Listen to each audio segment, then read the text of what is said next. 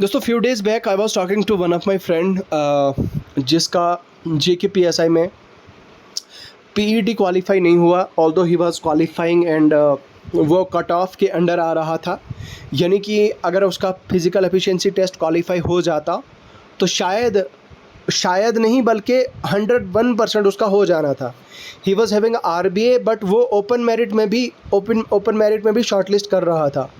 तो कहीं ना कहीं उसको उस मेरे दोस्त ने फिज़िकल एफिशिएंसी टेस्ट में रह गया, कुछ सेकंड्स की मिली सेकंड्स की वजह से रह गया। भाई मिली सेकंड्स हो या सेकंड्स हो, मतलब he could not qualify it, नहीं हुआ उसका। सो बेसिकली हुआ क्या कि I was talking to him few days before and he was like कि यार मेरी बात सुन, JKPSI की वैकेंसीज़ कब आएंगी, तू कांस्टेबल को छोड़ ना यार, कांस्टेबल की बात क्या करे। आई टोल्ड हिम यार कि कांस्टेबल के लिए क्या ख्याल है तेरा, तू अप्लाई कर रहा है नहीं कर रहा है। एंड ही वाज लाइक कि नहीं यार कांस्टेबल के लिए तो मैं अप्लाई नहीं करूँगा। तो मुझे बड़ी अजीब सी उसकी बात लगी कि यार ये क्या चीज़ बता रहा है। एंड ही वाज लाइक कि नहीं यार तू ये बता कि JKPSI की वैकेंसीज़ कब आएंगी। तो मुझे मेरे दोस्त से ऑल्दो हमारी बात पूरी कंप्लीट अभी नहीं हुई थी, बट मुझे लगा था कि शायद ये इस एंगल से, इस सेंस से बता रहा कि इसका शायद ईगो हर्ट हो रहा है। फिर मैंने उसको बताया, मैंने कहा भाई मेरी बात सुन, अपने ईगो को अभी साइड पे रख और आप कांस्टेबल का फॉर्म भरियो, ठीक है। कांस्टेबल में बहुत बड़ी अपॉर्चुनिटी आपको मिलने वाली है। 4000 प्लस ऐसी वैकेंसीज़ हैं जो आप फिल कर सकते हैं। तो मैंने उसको कहा कि भाई कोई गारंटी तो नहीं है कि तेरा इस बार JKPSI का रिटर्न क्वालिफाई हो, या ये भी ये भी गारंटी नहीं है कि तेरा रिटर्न क्वालिफाई हो या फिजिकल क्वालिफाई हो, इस चीज़ की कोई गारंटी नहीं है। तो मैंने उस चीज़ को उसको दोस्त को समझाया कि भाई नहीं यार, try to change your mind, try to change your thinking.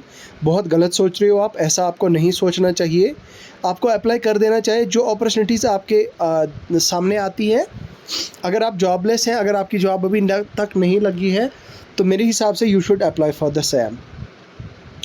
तो अब यहाँ पे इसी तरह से ये कहानी सिर्फ मेरे दोस्त की नहीं है, बल्कि ये कहानी हज़ारों ऐसे यूथ्स की है जो JKPSI का फ़िज़िकल एफिशिएंसी टेस्ट में गए, उनका मेरिट अच्छा था, उनका रैंक अच्छा था, लेकिन उनका फ़िज़िकल एफिशिएंसी टेस्ट क्वालिफाई नहीं हुआ, मतलब मेरिट लिस्ट में उसका नाम नहीं आया। फिर उसके बाद कुछ ऐसे बंदे भी थे जिनका रिटर्न तो क्वालिफाई हो गया था, उसके बाद फ़िज़िकल एफिशिएंसी टेस्ट भी क्वालिफाई हो गया, लेकिन उनका नाम मेरिट लिस्ट में नहीं आया। तो ये दो कैटेगरी के लोग हैं। अब मेजॉरिटी इनमें से मेजॉरिटी लोगों का ये सोच है। मेजॉरिटी लोग ये क्या सोचते हैं, इनमें से लोग क्या सोचते हैं कि मेजॉरिटी ऑफ द स्टूडेंट्स क्या सोचते हैं कि भाई साहब सीन ये है कि हम कांस्टेबल के लिए अप्लाई नहीं करेंगे, ठीक है, हम कांस्टेबल के लिए अप्लाई नहीं करेंगे, we will not apply for the constable, we are not going to appear for the constable, हम JKPSI के लिए करेंगे और NT के लिए करेंगे। देखो यार, अगेन मैं वो चीज़ दोहरा रहा हूँ कि भाई कोई आपको गारंटी नहीं दे सकता कि यहाँ पे आपकी क्या गारंटी है कि आपको सिलेक्शन होगा ही होगा आपका JKPSI में या NT में। देखो नायब तहसीलदार की बात जहाँ तक बात है दोस्तों, नायब तहसीलदार NT में आपको बहुत सारे ऐसे दिग्गज बहुत सारे आपको एस्पिरेंट्स मिलेंगे जिन्होंने यूपीएससी के ड्रॉपर्स हैं, जिन्होंने यूपीएससी के इंटरव्यूज़ दिए हैं, JKPSI के इंटरव्यूज़ दिए हैं। तो आम आदमी इसमें नहीं होंगे, आम कंपटीशन ये नहीं होगा, बहुत तगड़े लेवल का कंपटीशन होगा और बहुत ही अच्छी खासी और बहुत ही रेप्यूटेड पोस्ट है ये नायब तहसीलदार की। तो इसमें तो भाई यहाँ ये सोच लो आप कि इसमें तो कंपटीशन बहुत ज़्यादा होने जा रहा है। इवन JKPSI से ज़्यादा कट थ्रोट कंपटीशन इसमें होने जा रहा है आपके जो नायब तहसीलदार है इसमें। तो अब आप ये सोचोगे कि नहीं यार, मेरा या तो NT में हो जाएगा या तो मेरा JKPSI में हो जाएगा, नहीं तो मैं कांस्टेबल के लिए अप्लाई नहीं करूँगा। तो मेरी आपसे रिक्वेस्ट है, प्लीज़ आप ये अपना थिंकिंग बदलो, अपनी सोच को थोड़ा बदलो और just start preparing for the constable, JKP constable की आगे वैकेंसीज़ एसएसबी ने एडवर्टाइज ऑलरेडी कर दी हैं, ठीक है। 1 अगस्त ऑनवर्ड्स आप जानते हैं कि आपके एप्लीकेशन फॉर्म्स लग जाएंगे और 31 अगस्त तक, आई थिंक 27 जुलाई से लेकर 27 अगस्त तक आपको डेट रखी गई है ऑनलाइन एप्लीकेशन फॉर्म फिल करने की। तो आपके पास एक अच्छा मौका है, आप इसके लिए अप्लाई करें यार। आप जो भी हो यार, जैसे भी हो अप्लाई कर लो यार। आप कांस्टेबल भी बनोगे यार, कांस्टेबल बनने के बाद भी आप आईएएस कर सकते हो, आईपीएस कर सकते हो। आप वहाँ से वहाँ बैठ के भी जो है वो अपनी जॉब में बैठ के भी आप कोई बड़े से बड़े एग्ज़ाम की तैयारी कर सकते हो, ठीक है। अब लोग आपको उकसाएंगे, बताएंगे कि नहीं इधर नहीं जाना चाहिए, ये है वो है।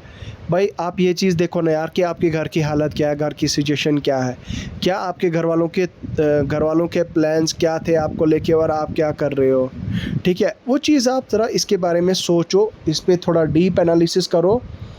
तो इन चीज़ों पे मत जाओ, किसी के कहने पे सुनी सुनाई पे ध्यान मत दो, अपनी पढ़ाई पे ध्यान दो, ठीक है। 4000 अगेन ऐसे कि वो एक बहुत बड़ा नंबर होता है, बहुत अच्छी खासी जो है वो आपको चांस मिलने जा रहा है, तो आप इसके लिए अप्लाई करें। बाकी यार आपका क्या खुद का ओपिनियन है, आप क्या मानते हैं, आप कमेंट सेक्शन में लिख के बता सकते हैं।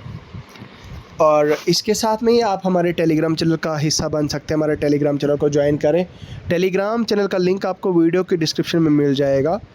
इसके अलावा दोस्तों आप हमारी मोबाइल एप्लीकेशन को भी डाउनलोड कर सकते हैं, मोबाइल एप्लीकेशन का लिंक भी आपको वीडियो के डिस्क्रिप्शन में मिल जाएगा। और अगर आपका कोई डाउट है, देखो जैसे जेके एसएसबी फॉरेस्टर के लिए पढ़ रहे हैं तो डिसीजन मेकिंग प्रॉब्लम सॉल्विंग पे प्रैक्टिस शीट मैंने शेयर कर दी है ऑलरेडी।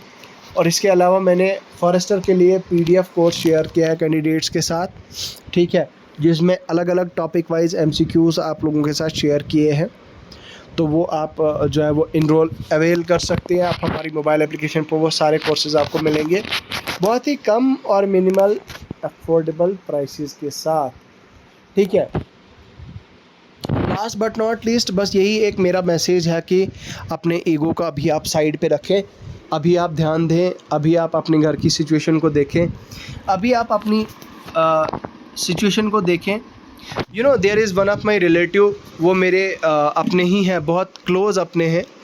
आपको मैं एक चीज़ बताता हूँ। पहले वो आई थिंक 2008 और 7 और 8 में पहले कांस्टेबल वो उन्होंने जेकेपी कांस्टेबल जॉब उनका एग्ज़ाम क्वालिफाई हुआ, जेकेपी कांस्टेबल बने, वो कांस्टेबल रहे वो आई थिंक 1 या 1.5 साल। 1-1.5 साल के बाद वो पटवारी बने, ही बिकेम द पटवारी।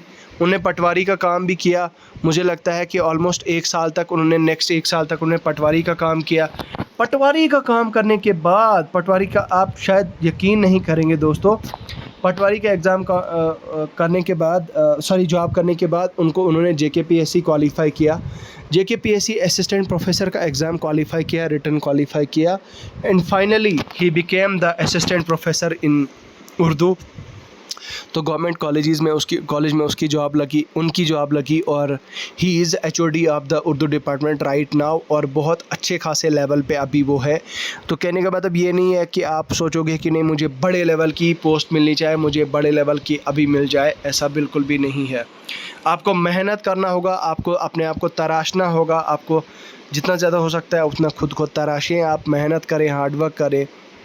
बाकी I wish you all the very best. आप लोगों को अगर मेरी तरफ से कोई सपोर्ट की ज़रूरत होगी तो आप मुझे कमेंट सेक्शन में लिख के बता सकते हैं। तो चलिए अभी के लिए फ़िलहाल इतना ही है, मुझे दीजिए इजाज़त इन्हीं अल्फाज के साथ। खुदा हाफिज़।